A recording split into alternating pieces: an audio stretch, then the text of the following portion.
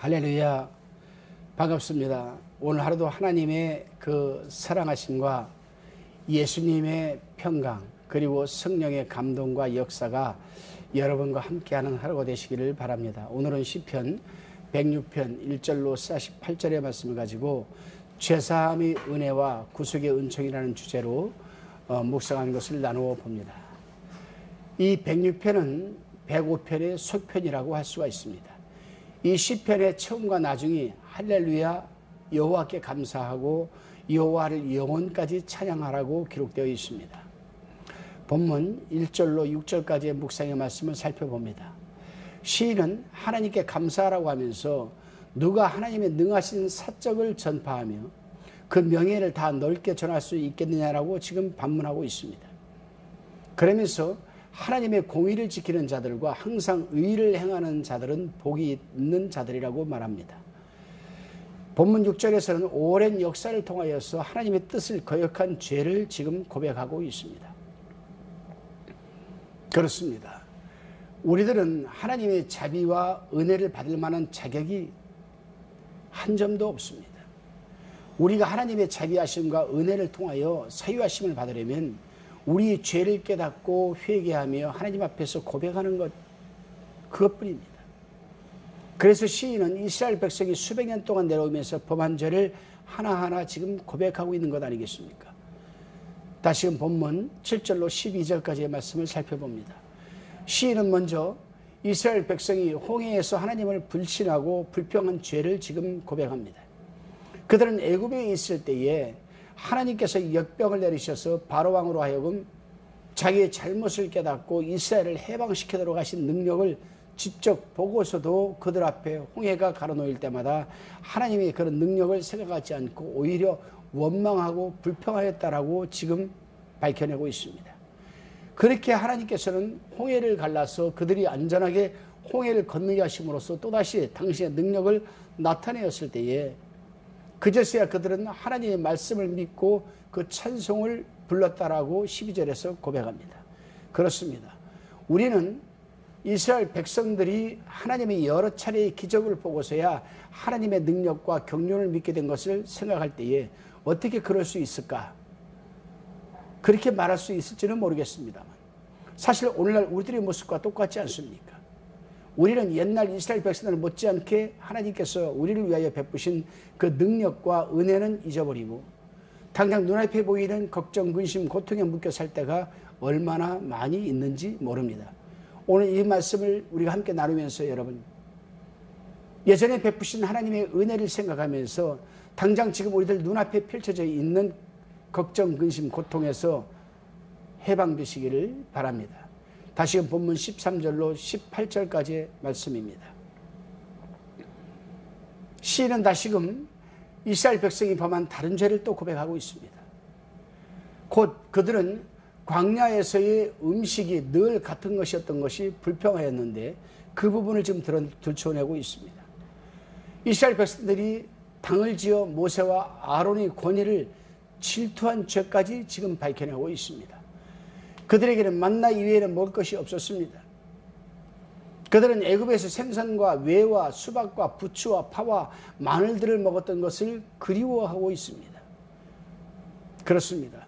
이런 부분이 바로 오늘날 우리와 똑같은 모습이 아니겠습니까? 그들은 애굽에서의 그런 것들을 먹지 못한 대신에 애굽에서 종로로 면하게 되었다는 사실은 잊어버리고 말았습니다. 우리 또한 지금의 걱정, 근심, 고통 때문에 우리에게 죄사함의 은총과 구속의 은총을 베풀어 주신 그 하나님의 은혜를 우리가 잊고 살 때가 얼마나 많이 있습니까? 그리고 16절, 18절의 내용에서 그들이 말한 대로 모세가 한 일과 같은 일을 다른 사람들도 할 수 있었을지는 모릅니다. 그러나 하나님께서는 오직 모세에게 그 사명을 맡겨주셨습니다. 민수기 16장 1절로 40절을 우리가 자세히 읽어보면은 당시 백성들은 불평하기를 모든 회중이 다 거룩한데 어찌하여 모세와 아론만이 가장 중요한 지위를 차지해야 되느냐라고 말하는 겁니다. 이 말씀이 무슨 말씀이냐면 200만 명이 넘는 사람들이 이렇게 많은데 그 200만 명이 넘는 사람들 거의 대다수가 다 지금 불평, 분노, 원망을 하고 있는데 어찌하여 모세와 아론 당신들만 가장 중요한 지위를 차지고 누리고 있느냐 이겁니다. 그런데 우리가 생각해 볼 것이 있습니다. 여러분. 하나님이 공동체 이론이라고 해서 모두가 다 하나님의 소명을 받았겠습니까? 이 세상에 모래알처럼 무수히 많은 사람들이 다 목사가 될 수 있겠습니까? 교회에서도 모두가 다 전도하고 모두가 다 하나님의 일을 할 수 있습니까? 그것은 아니잖아요. 현실이 그렇습니다. 교회에서 전도하는 것도, 교회에서 교사 직분을 맡아서 감당하는 것도, 교회에서 성가대 직분을 감당하는 것도, 교회에서 장로의 직분을 감당하는 것도 다 하나님이 부르시고 소명을 주시고 사명을 주셔야 세상 사람들과 또 다른 사람들과 구별될 삶을 살아낼 수 있는 것 아니겠습니까? 이런 차원에서 한번 여러분들에게 묻고 싶습니다. 여러분은 다 사명을 받으시고 사명 감당하고 계십니까? 여러분은 다 소명을 받으셨습니까? 여러분은 다 사명을 받으셨습니까? 여러분은 사명을 감당하고 계십니까? 여러분은 세상 사람들과 구별된 삶을 살아내고 계십니까? 그렇다면 그렇지 못하는 사람들로부터 모세와 아론처럼 시기와 질투를 받을 수도 있다는 점을 잊지 마시기를 바랍니다. 그래요. 교회에서 어떤 사람이 특별한 일을 열심히 하게 되면 그렇지 못한 사람들로부터 시기와 질투를 받을 수 있습니다. 또 받을 수 있게 됩니다. 구약시대에도 그렇고 신약시대에도 그렇고 예수님 시대에도 그렇고 중세에도 그렇고 오늘날도 그렇습니다. 그러나 중요한 것은 그런 사람들의 시기와 질투 때문에 하나님의 일을 그쳐서는 안 된다라는 사실입니다. 다시금 본문 19절로 27절까지의 말씀을 살펴봅니다. 시인은 또다시 조상들의 죄를 지금 붙여내고 있습니다.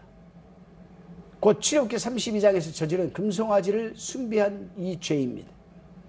그들은 애굽에 있을 때에 우상을 섬기는 것을 눈으로 보았고 또 섬겼습니다. 또 그들과 섞여 살았기 때문에 아마 애굽에서 살고 있을 때에도 그런 우상을 섬기는 사람들이 많았을 것입니다. 그러나 이제 그들은 새로운 시대를 맞이하였습니다. 계명으로서 어떠한 우상이든지 섬기지 말며 하나님을 대신하는 어떠한 형상도 만들지 말라는 엄중한 명령을 받았습니다. 이 내용이 출애굽기 20장 3절에서 6절에 기록되어 있습니다. 그렇습니다. 하나님이 가장 싫어하시는 죄가 바로 우상 숭배죄 아닙니까? 이 죄는 너무 큰 죄악으로서 당시 하나님께서는 모세에게 이스라엘 백성들을 이 백성은 목이 곧은 백성이로다. 내가 그들에게 진노하여 그들을 진멸하리라고 말하고 있습니다. 그렇습니다. 우상숭배의 장르는 참으로 다양하게 우리에게 다가옵니다. 오죽하면 사도 바울은 골로새 교회에게 편지하면서 탐심은 곧 우상숭배나라고까지 하였습니다. 골로새서 3장 5절에 기록되어 있죠. 오늘날도 알게 모르게 성상숭배와 금으로 만든 십자가, 목걸이를 하루라도 벗고 활동하면 잘못될 것 같은 생각, 차에다 나무 십자가를 달면 하나님이 지켜주신다라는 잘못된 생각, 사업장이나 가정에 예수님의 성화나 제자들의 성고를 걸어두면 잘 될 것 같은 생각들이 바로 우리를 우상을 섬기게 하는, 우상을 우리가 믿게 하는 요인이 아닌가 생각을 해봅니다. 본문 28절로 33절까지의 묵상의 말씀입니다. 시인은 다시금 이스라엘 조상들이 모압의 우상을 숭배하는 이 죄를 지은 것에 대해서 또 지금 들추어내고 있습니다. 그들은 모압의 우상인 바알보를 숭배하고 모압 신들을 위하여 절기들을 지켰으며 모압 여자들과 음란한 행위까지 하였다라고 민수기 25장 1절에서 3절에 있는 말씀을 들추어내고 있습니다. 그렇습니다. 오늘날도 하나님의 백성들이 가정의 화목이라는 변명 아닌 변명으로 죽은 자들을 위해서 제사를 드리는 모습을 우리는 종종 지켜보고 또 체험하고 있습니다. 합류하고 있습니다. 사람이 살다가 죽으면 그 즉시 천국 아니면 지옥을 한 것이지 그 이상 그 이하도 아닌 것 아니겠습니까? 그렇기 때문에 제사를 지내는 것은 결국 귀신에게 제사를 지내는 것과 마찬가지입니다. 따라서 죽은 사람에게 제사하는 것은 꼭 귀신에게 하는 것이요, 오히려 귀신을 불러들이는 것과 마찬가지 아니겠습니까? 죽은 자들은 아무것도 할 수 없는 무용지물입니다.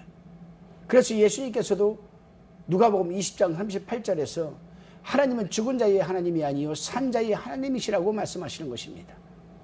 여러분은 죽은 자를 섬기고 있습니까? 산 자를 섬기고 있습니까? 한번 깊게 생각해 보시는 시간이 되시기를 바랍니다.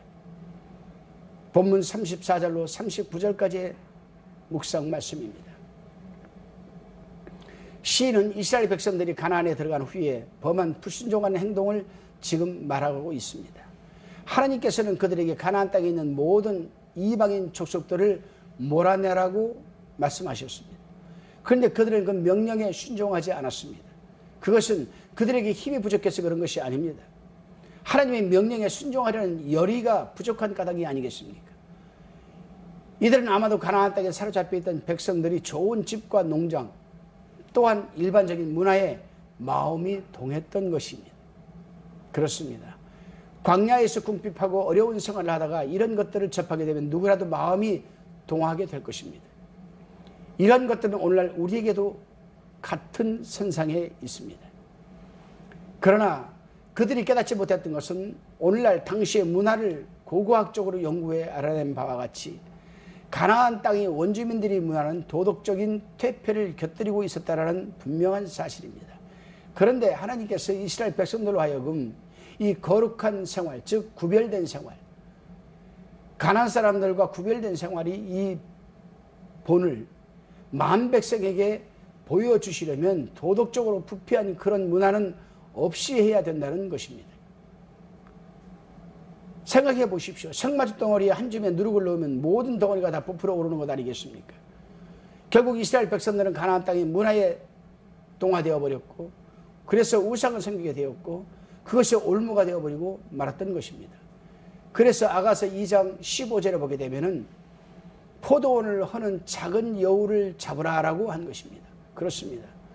오늘날 우리 하나님의 사람들 또한 아무렇지도 않게 생각하는 아주 작은 것들이 우리 마음의 포도원을, 즉 마음의 성전을 허무는 것인 줄 누가 알겠습니까? 늘 경계의 삶을 살아내야만 합니다. 다시금 본문 40절로 48절까지의 묵상의 말씀 내용입니다. 시인은 이스라엘 백성들은 그런 삶으로 인하여서 결국은 하나님의 진노하심으로 열방에 의하여 무너지고 말았다라고 기록합니다. 그래서 시인은 이스라엘 백성들이 오랫동안 내려오면서 범한 죄를 고백하고 하나님의 사유하심을 위한 기도를 드리는 것입니다.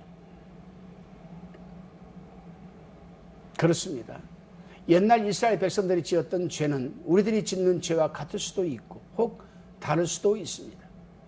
그러나 우리는 이스라엘 백성의 역사를 상고하면서 우리 자신들이 하나님께 대한 불순종과 불충함을 반성하지 않을 수가 없습니다. 하나님은 예전이나 지금이나 조금도 변함이 없으신 분이십니다. 하나님께서는 이스라엘 백성이 거룩한 그 생활을 요구하는 것처럼 오늘날 우리 또한 세상 사람들과 구별된 그런 거룩한 생활하기를 바라고 계십니다. 여러분은 어떻다고 생각하십니까? 우리는 세상 사람과 구별된 그런 삶을 살고 계십니까? 아니면 살아내고 계십니까? 아니면 함께 동화되어서 살아가고 있습니까? 세상 사람들과는 정말 구별된 삶이 영위되시기를 부탁드립니다. 기도드리시겠습니다. 주님, 그렇습니다. 지금의 어렵고 힘든 생활에 불평불만하기보다는 온갖 죄에서 우리를 죄사함 주시고 구원해 주신 은혜를 잊지 말게 하여 주시고, 하나님은 어제나 오늘날 변함없으신 하나님이시오니 세상 사람들과 구별된 거룩한 삶을 살아내게 붙들어 주셔서 승리하게 하옵소서. 믿사옵고 거듭 감사드리며 예수님의 이름으로 기도드리옵나이다.